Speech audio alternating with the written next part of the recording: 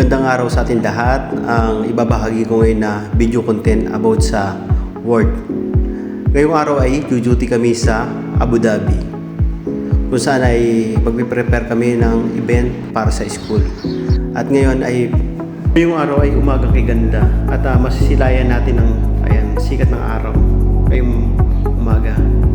Ngayong araw ay patungo kami sa opisina upang doon ay pipikapin kami ng aming service papuntang Abu Dhabi. Kasi ang una muna natin sasakyan ay metro patungo sa opisina na amin na pupuntahan at doon ay pipikapin kami ng aming mga service upang sa gaganapin na event sa school sa Emirates College sa Khalifa City, Abu Dhabi. At doon din ay magpiprepare kami ng mga gamit na gagamitin namin at ngayong araw ay magsiserve kami ng mga coffee, tea at mga breakfast sa school. At ito ay 2 days kaming gaganapin na event ito at ito ang first day at second day back and forth din kami ng Dubai. After ng event is babalik rin kami dito sa Dubai. Ngayong araw ay papakita ko ang kabuuan ng Sheikh Zayed Road. At dyan makikita nyo na napakalinis ng daan at napakaaliwalas. Ang isa lang na ipagmamalaki natin dito sa Dubai talaga ay napaka-accessible talaga ng daan dito. At hindi tayo ma-sell papunta sa ating destination na pupuntahan. Lalo na kung isipin mo na baka malit ka at hindi mo mapuntahan. Dito maglalaan ka lang ng oras at panahon. Lalo na magbibigay ka ng time para hindi ka malit. Ngayon, araw na to ay magkakaroon kami ng malaking event. Sinabi ko nga kanina na gaganapin sa Khalifa City, Abu Dhabi. Dito makikita rin natin ang mga kasama namin sa trabaho at makikita nyo rin dito ang guests or mga client natin sa school. Ngayong araw na to ay second day ko na makapunta sa Abu Dhabi. Dahil nung una ako nakapunta ng Abu Dhabi, doon lang sa Big Mosque at hindi ko pa talaga nakita ang ganda ng lugar ng Abu Dhabi. Pero dito excited talaga ako na ma-experience na mapuntahan ko at makita ko ang lugar na pinagmamalaki ng Abu Dhabi. Although hindi ko pa talaga siya nalilibot lahat ng lugar sa Abu Dhabi, pero ngayon is nagkaroon kami ng event sa school at masaya ako na magbabahagi ako dito ng experience about sa trabaho at lugar na aking pinupuntahan. At dito rin makikita nyo rin ang mga kasama ko sa trabaho at paano bang setup ang gagawin namin. Ngayon habang sa biyahe, papakita ko rin sa inyo ang isa sa pinagmamalaki ng Dubai, ang 7-star hotel. Nung nakaraan kasi nakapunta na ako dito pero hindi ko siya na-videohan ng ganun Pero sa picture na to pakikita nyo yung Burj Al Arab na isa sa pinakamaganda dito sa Dubai na pinakamahal na hotel. Nung nakaraan kasi na nagpunta kami dyan ay hindi ko siya masyadong na-picturan or na-video about sa ano ba ang meron sa Burj Al Arab. Pero dito kasi ito yung pinaka hotel na isa sa pinakamahal dito sa Dubai, pero siya ang pinaka maganda at masasabi natin na high quality at class na hotel sa Dubai. At masasabi natin na napakaganda talaga ng hotel yan.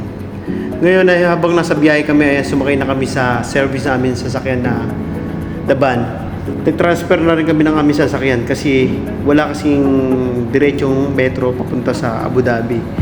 Kailangan natin sumakay ng van na galing sa opisina at papuntang Abu Dhabi.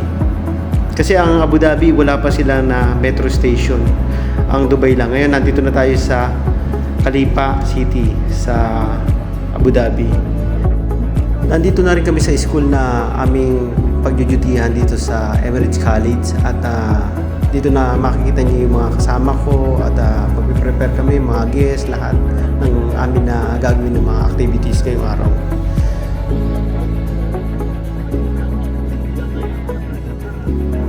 Ito yung entrance ng school na Emirates College Advanced Education at dito makikita niyo yung view ng setup.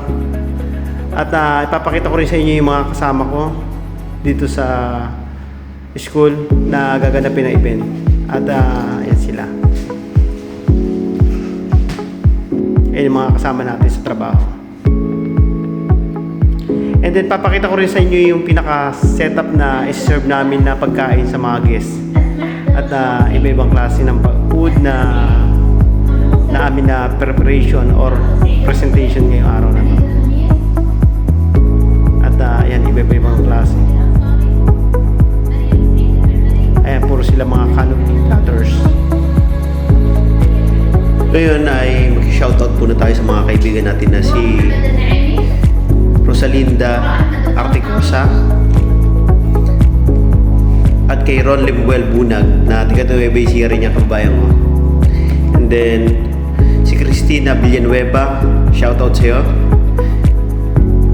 At kay Chad Tobias o si Richard Tobias. Shoutout rin sa'yo Rod Snor o Boss Roji. And then Boss Bern Sulima, shoutout sa'yo. Binabati ko yung lahat. And then ayan, ngayong araw ay sa presentation nila. Ayan, waiting lang kami dyan habang naghihintay. Ayan yung pinaka-view ng ano nila. And then yung mga giveaway. And then ayan, parang library nila. And then yan yung mga kasama ko sa trabaho. And then ayan, lakad tayo. Papakita ko pa sa inyo yung ibang view. And then ayan, mag-selfie muna ako. Ayan, hanggang selfie ako. Papakita ko rin sa inyo yung pinaka-view ng pinaka-school pantry nila. Ayan, malinis at maganda. Ito yung pinaka-view sa loob ng school.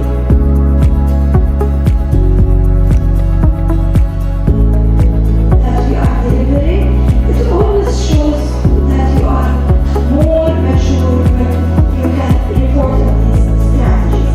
The beauty is our leadership. Ayan, ngayong araw na to ay waiting lang kami dyan habang nakikinig kami at naghihintay sa seminar nila habang matapos.